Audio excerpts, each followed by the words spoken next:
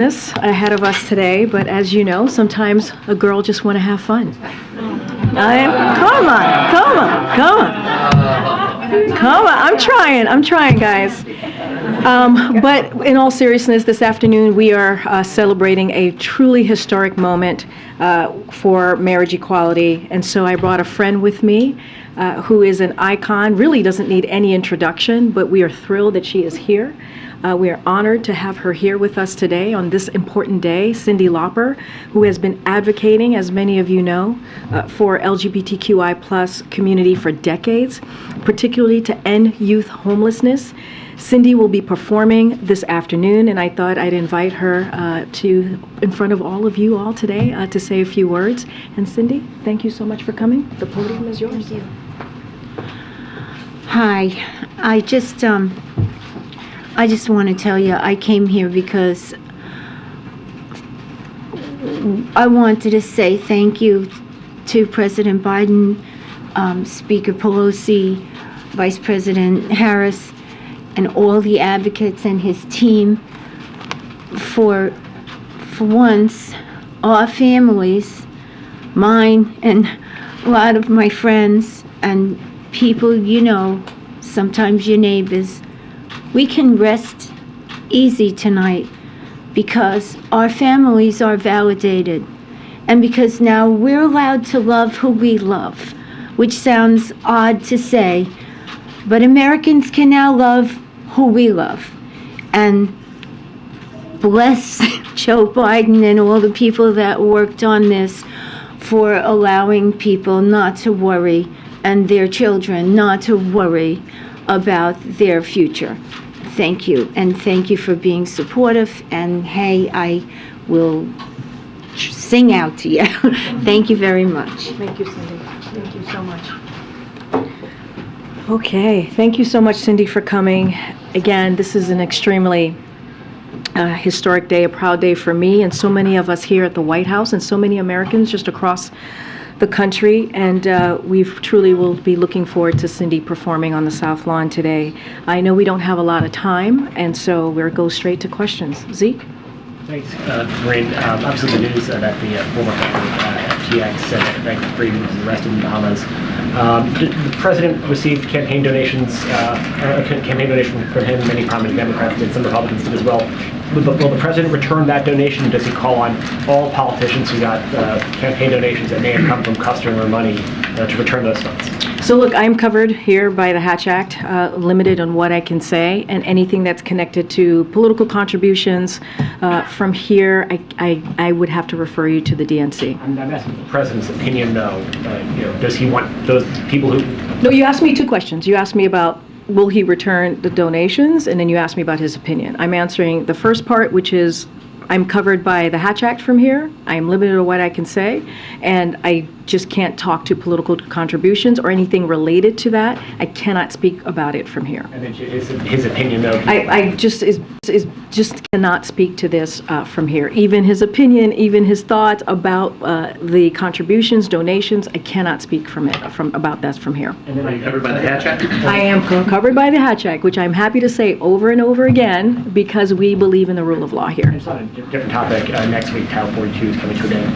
How is the administration preparing for that, and what more is the president prepared to do to stop people crossing the border irregularly in the United States, illegally in many cases? So what we're doing to need to prepare, we are asking Congress, as you all know, for the resources. We've been coordinating with leaders across the Western Hemisphere. As you all know, we've reported on meetings that we've had and actions that we have taken. We've got anti-smuggling operations with Mexico, Guatemala up and running, and so that's been incredibly critical as well. We're working to combat misinformation from smugglers, and as was the case before Title 42 and remain the case after it, individuals who attempt to cross the border unlawfully and don't have a legal basis to remain will be subject to removal, and we'll certainly have more in the coming days. But look, you've heard us say this before, and we put the question to Congress, and what are they going to do here? What Republicans are asking, how are we going to secure the border? I've listed out on ways that we've tried and work on that, but we're also wanting to do this on a bipartisan way. We're talking about, the president's about to sign this marriage equality bill, which was done in a bipartisan way, so we know how to do that. We know how to work with Republicans. Republicans know how to work with us, so why don't they work with us on this particular issue that is important to Americans across the country, and we're asking for them to join us on this issue as well.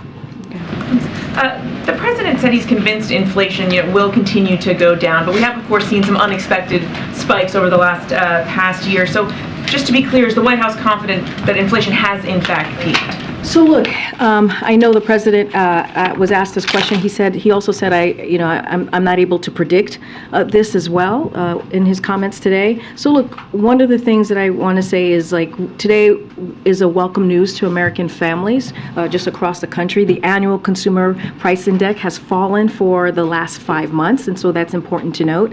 And last week we learned from the producer price index, PPI, rose at its slowest annual rate since May 2021, and near-term consumer inflation expectations fell.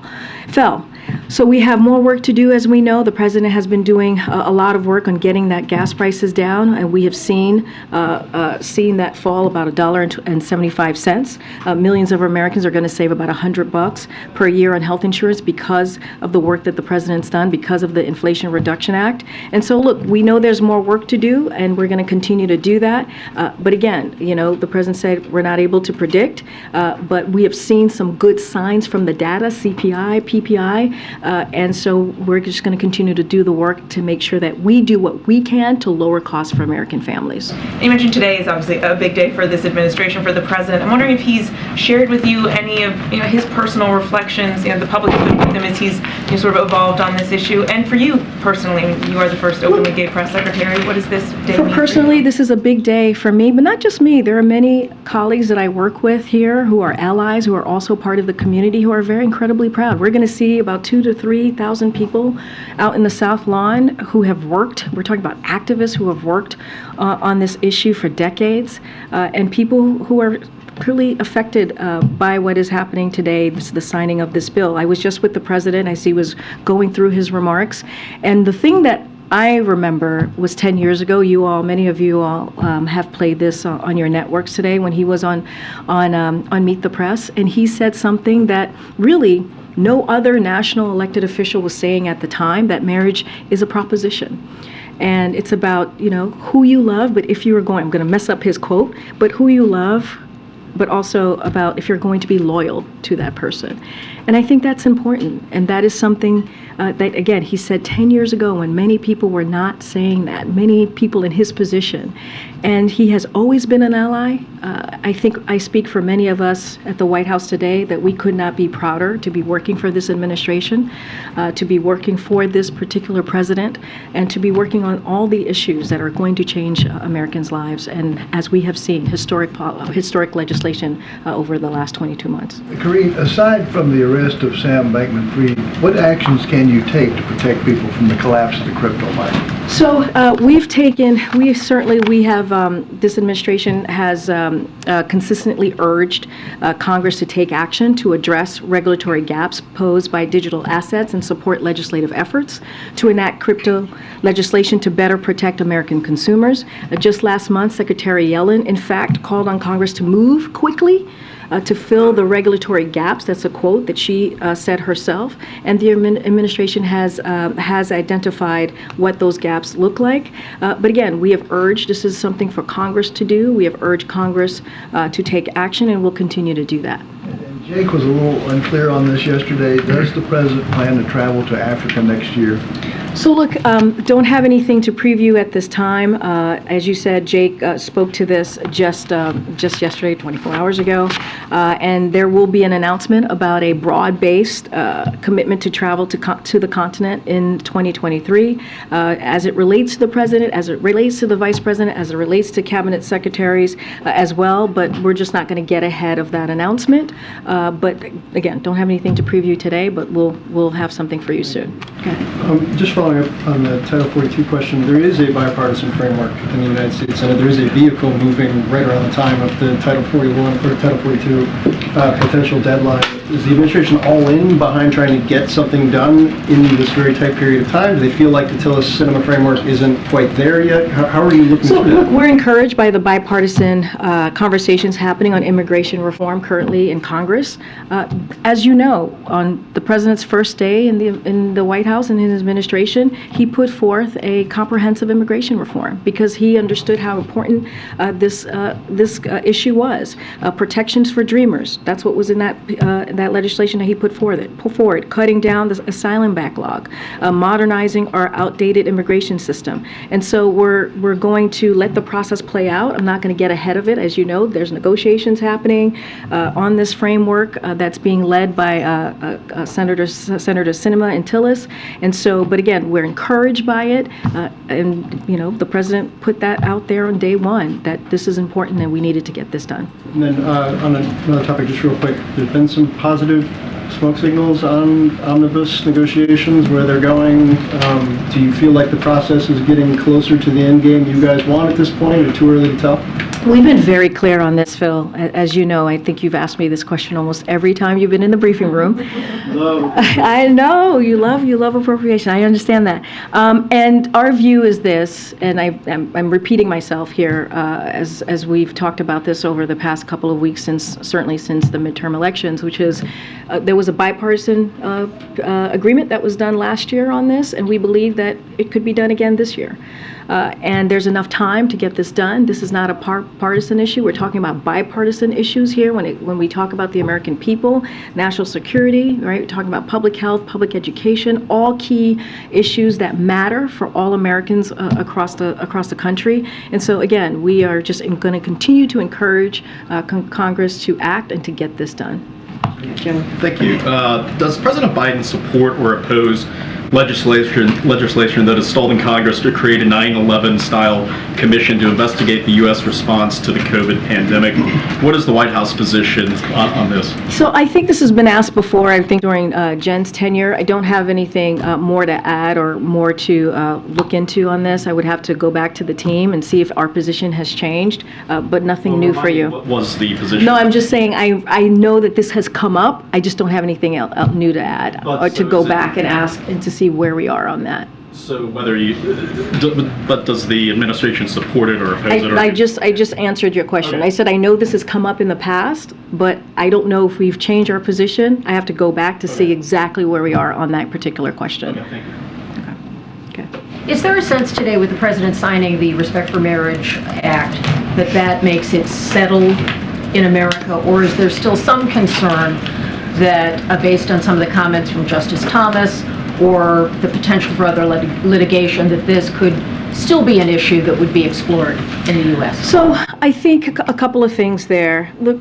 this is an important civil rights accomplishment that was achieved in a bicameral and a bipartisan way, and it got that support, right? And when the president signs it today, it will build on generations of civil rights advocacy that brought us to this historic moment. So that's important to note. But look, we understand, in spite of this important legislation, it is also true that there are extremist conservatives who appear bent on taking away fundamental rights, including marriage equality. This bill provides an important measure of security and state stability for LGBTQI plus families, but their children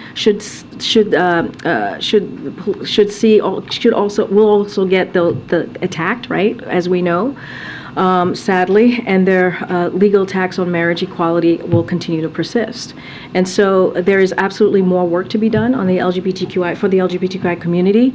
And so you'll hear from the president. He'll talk about that, the work that needs to continue to get done. And so that is something that he understands. This is, again, an important step forward. But we also have to pass the Equality Act. That is also something that the president has called on from the beginning of his administration and will continue to do. But we cannot ignore how important today is, how important this moment is, and how it actually builds on all the work that has been done across the past couple of decades. Thanks, Karine. Today, the president talked about his economic agenda, saying that it was part of the reason why we're seeing inflation easing. Does he also credit the Fed and the rate hikes as a reason why we're seeing inflation ease? I'm just not going to respond to any actions that the Fed has taken. They are independent. We are never going to comment about that. We believe they have the best monetary policies to deal with inflation, but not going to comment on the actions that they have taken or the actions that they're going to take. The president, look, as we know, the president has taken has an economic policy, economic plans that we have seen him execute over the past 20 plus months that has shown to have been effective in where we are with our economy right now, to have shown that we've been able to grow, create, I should say, 10.5 million jobs that matter, especially after what happened when he walked into the administration with the pandemic, with what was happening with the economy, the bipartisan infrastructure legislation, creating jobs, good paying jobs. And so that will continue. He feels, as you heard from him today, this morning, that we need to continue to make sure that we build an economy from the bottom out and middle out, and that we don't leave anyone behind. And so that's what he's going to continue to focus on. Fair to say that he thinks in large part it's because of his agenda. Well, we have said what we are seeing today with the economy being as strong as it is, and what we have been able to do with job creation. We believe that a lot of that is because of his economic policies. Now, as it relates to inflation and what we've been seeing with inflation, of course, the president has made that his number one economic priority, and making sure that we bring costs down. And that's why he's taken actions on gas prices. That's why he signed the Inflation Reduction Act, because he wants to make sure that we're lowering cost for the American families. But we have to remember what the president inherited here when he walked into this administration. We were dealing with the economy that was struggling. We were dealing with Americans who were losing jobs. And so he was able to turn that around. And that's what he means about his economic policy. Go ahead, Stephen. Thanks, Karine. President is about to enact a landmark piece of civil rights legislation, but I was hoping you could speak to the concerns that some have expressed, that what's actually in the bill could be read as something that codifies discrimination. There's a section here that speaks to the ability of nonprofit religious organizations, faith-based social agencies, educational institutions, employees of those organizations to deny services, accommodations, facilities, goods, advantages, privileges to gay couples. So how is that not codifying discrimination? So a couple of things. Let's walk through what's in the piece of legislation that the president is signing in a few minutes. It codifies federal recognition of same-sex marriages. That matters. Technically, the Defense of Marriage Act from the 1990s was still on the books, but essentially dormant because of the Obergefell decision. This repeals DOMA and ensures federal recognition of same-sex marriages. It requires states to recognize same-sex and interracial marriages performed in other states, i.e. if Obergefell or Loving falls and you get married in Massachusetts, Alabama still has to honor the marriage, meaning if your husband-wife gets sick, an Alabama hospital would still be required to let you see them. That matters for so many millions of Americans across the country. I know there's questions about religious liberty, and so we believe that the RFMA contains strong protections for houses of worship and religious nonprofits, and this question was well litigated throughout the legislative process, where it passed with both chambers of bipartisan support, and I think that matters, right? Bipartisan support was had for this piece of legislation. And so, look, as the president said 10 years ago, as I mentioned, it comes down to a fundamental question of who would you love, who do you love, and will you be loyal to that person? This law ensures that it realized for all person, and that's why so many faith leaders and religious traditions have advocated in support for this bill. So it has gotten support in a bipartisan way across the country in Congress during this time, right, where people say we can't get things done. Here we have this piece of legislation that has gotten bipartisan support. Okay. Thanks, Karine. On immigration, how concerned is the administration that there will be this unprecedented surge of migrants trying to come across the border once Title 42 goes away? So look, as you note, as I know you guys are all tracking this, Secretary Mayorkas is in El Paso today, and he's assessing operations, and he's speaking to the workforce down there. He's also meeting with local officials who have been incredibly important partners as we rebuild our asylum system. The Department of Homeland Security is working to quickly decompress what we're seeing in the El Paso area, for example, and safety and efficiently screen and process migrants to place them in immigration enforcement proceeding. Over the last 18 months, DHS has deployed enhanced automated processing system, automated surveillance towers, rescue beacons, and additional personnel to the sector. In addition to that, CBP has deployed additional agents support the sector. That's on top of the mobile processing units, medical screening personnel, and nearly 1,000 Border Patrol processing coordinators DHS already had deployed in the area. So look, this is something, again, the first day of the President's administration, he put forth a comprehensive immigration reform bill because he understands how important this is. We have taken action. We have given the Department of Homeland Security historic funding to deal with this very issue. And so we're going to continue to monitor this. Like as I mentioned, Mayorkas was down in El Paso to talk to local officials who have been great partners with us. And so again, we're going to do the work. We're going to be prepared, and we're going to make sure we have a humane process moving forward. There are some lawmakers who are arguing that Title 42 should be extended somehow. Does the White House believe that's even possible? So look, we are required by court order to lift Title 42 by December 21st. That is the court order that we have been given, and Department of Justice is going to lead that effort and what happens next. So I'm not going to get ahead of that. But again, this is a court order that we are following here. I wonder if the White House is worried that the inflation data, which came out this morning, was leaked.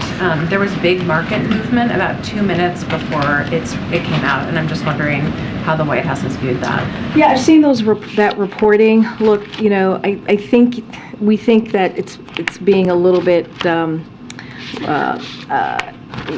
How do I say? It's I think there's too much weight being put into that, and how the market may have moved in a minor way. I don't really have much more to add to that, but I have seen the reports on it, and again, I think it's just being a little bit. We're looking into it a little bit too much, I think. But is the White House and Treasury looking into it at all, or are you just not worried about it? Look, I think that. I can tell you this, there were no leaks from here. I can tell you definitively, or at least I'm not aware of any leaks. And I know they were very strict security protocols to prevent leaks.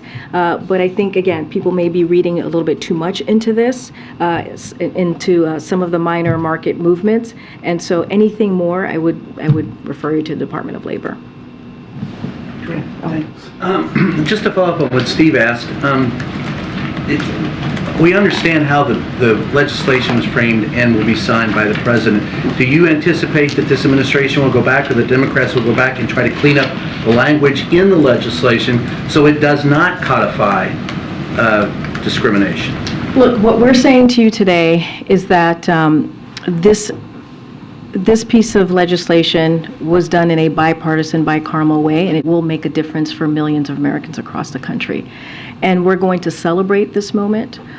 We are going to celebrate the activists and the families who have worked very hard the last couple of decades to make this happen, and that is what's important, and that's what you're going to hear from this president today. Is there more work to do? Absolutely. There's always more work to do. You'll hear directly from the president. Certainly not going to get ahead of him at this time. But again, this is an important moment, a historic moment that we should not forget what it means to many, many millions of Americans across the country. To quickly follow up on that, so he'll sign that today, and you say there's more work to do, or is he endorsing additional work to try and change? I don't have anything to preview from here. As I said, there are extreme conservatives who are going to continue to attack this, who want to take away fundamental rights. We saw what happened just in June with the Dobbs decision. And so you should take that very, very seriously. But again, this is an important day, and we're going to celebrate this day with thousands of people who will be standing or sitting in the on the South Lawn and hearing from Cyndi Lauper and the President and the First Lady and the Vice President. It's a really good day. It's a very good day. Great. Emily's given us a minute. Then you just get one or two more before we address that. Okay. Go ahead, Michael. Thanks, Karine. There are reports that the administration is considering slashing the number of Cubans, Haitians, and Nicaraguans arriving at the border who would be eligible for asylum while creating new narrow pathways for those nationals to apply for some legal status here. The concern is this was a model that was actually designed by Stephen Miller in the prior administration. So is it true that the administration is considering this new structure for these foreign nationals? So look, I was asked this question last week, and we don't have anything new to preview or to discuss at this time about any policy changes or any policy announcement. So don't have anything to add, but I have heard those reportings, and I did speak to this last week as well. Okay. Sorry. Thank you. I mean, I don't have much time, so. No, a foreign policy question. I was wondering, there have been clashes at the border between India and China, and the tensions are pretty high between the two countries. Is this something the administration is concerned about? So look, we are glad to hear that both sides appear to have quickly disengaged from the clashes. We're closely monitoring the situation. We encourage India and China to utilize existing bilateral channels to discuss disputed boundaries. Again, we're glad to see that there's been some disengagement on the clashes at this time. Go ahead, I think you allowed your colleague to go ahead of you, so go ahead. Thank you. With Republicans about to take control of the House, are there additional economic policies the President wants to implement in the next couple of months? Look, the President has always been clear. He is working for the American people, American families, to do everything that he can to lower cost, as we're talking about the inflation that we're currently seeing as being one of his number one economic plans here. And then, as you've seen him act on gas prices, as you've seen him act on Inflation Reduction Act, we're going to see early next year the real effects of the Inflation Reduction Act as it relates to bringing down healthcare costs, energy costs. So the President's never going to stop. He's going to continue to do that work. He's always happy to work with Republicans and looking to reach across the aisle, as we've done with the bipartisan infrastructure legislation, as we've done with the CHIPS and Science Act, in order to create jobs and bring jobs back, manufacturing jobs back to companies back to the country. And so we're going to continue to do that. That will never end or never stop. Okay. Is the White House whipping against Senator Bernie Sanders' War Powers resolution that's set for a vote in the Senate tonight? Look, we've spoken to this before. I don't have anything much more to add. I know my colleagues actually was asked this question last week. Don't have anything more to really discuss or lean into on this. Bernie Sanders just said that he's dealing with White House opposition to it right now, so just hoping for a confirmation of what all is going on there. So look, I'll say this. We're in touch with members of Congress on this. Thanks to our diplomacy, which remains ongoing and delicate, the violence over nearly 9 months has effectively stopped. As we have seen during this administration, the situation is still fragile, and our diplomatic efforts are ongoing. So we want to make sure that this is not impacted and the people of Yemen do not suffer, or that any of the progress we have made is overturned. Again, I really don't want to get ahead of the progress. We continue to work with Congress on this. We're having the conversations. I just don't want to get ahead of that. It sounds like you might veto that if it comes to his desk. I'm just not going to make a prediction. I'm certainly not going to make a prediction of what the President is going to do, is not going to do. We're having conversations with members of Congress, and I will leave it there. Thanks, everybody. Thank you.